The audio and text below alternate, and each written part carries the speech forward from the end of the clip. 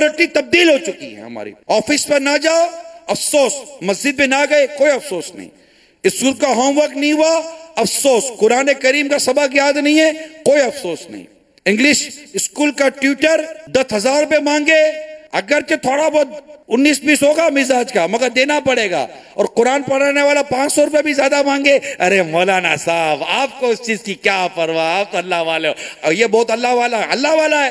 اس کا بیٹا جب بیمار ہوگا تو اس کو مٹی کھلا دے گا, میڈیکل والا اس کو تھوڑی سستی دوائی دے دے گا, ڈاکٹر بولے گا آپ تو اللہ والے ہو, آپ سے کیا فیس لینی ہے, ان کا سارا کام فری ہوگا. دودھ والا بولے گا آپ تو اللہ والے ہو, آپ سے کیا 2 لیٹر کے پیسے لینے ہیں, یہی ہوگا.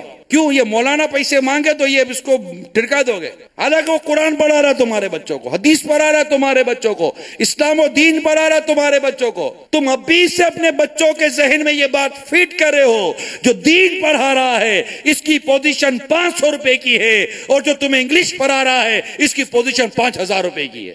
پیارے و میٹھے اسلامی بھائی, تھوڑا سا میری بات کو ایک درد رکھے ہوئے دل کے ساتھ سننے کی کوشش کیجئے گا. میں کوئی ایسا مطلب کوئی بے مقصد کرٹیسائز نہیں کر رہا ہوں, یہ انجسٹیفیکیشن کلچر ہم نے کریٹ کیا ہوا ہے. یہ سب کیا ہو رہا ہے؟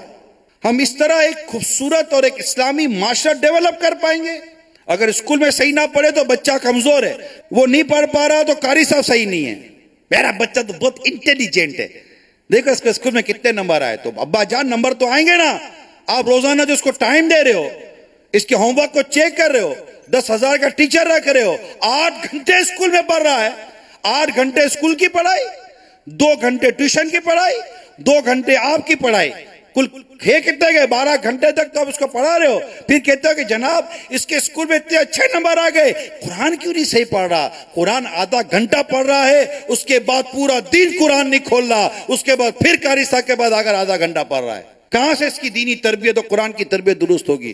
ہمیں اصل میں دنیا کی تعلیم نہ ملنے پر دنیا میں پریشانی کا خوف ہے, لیکن ہمیں اسلام و دین کی تعلیم نہ ہونے, گناہوں میں ڈوبے رہنے کی وجہ سے اللہ ناراض ہو گئے, اس کے حبیب روٹ گئے اور جہنم میں ڈال دیا گیا. جہنم کو خوف نہیں ہے, اصل تو وہ ڈر و خوف ہے جو دنیا کی محبت ہم پر غالب لا رہا ہے کہ نہیں پڑھیں گے تو رہ جائیں گے.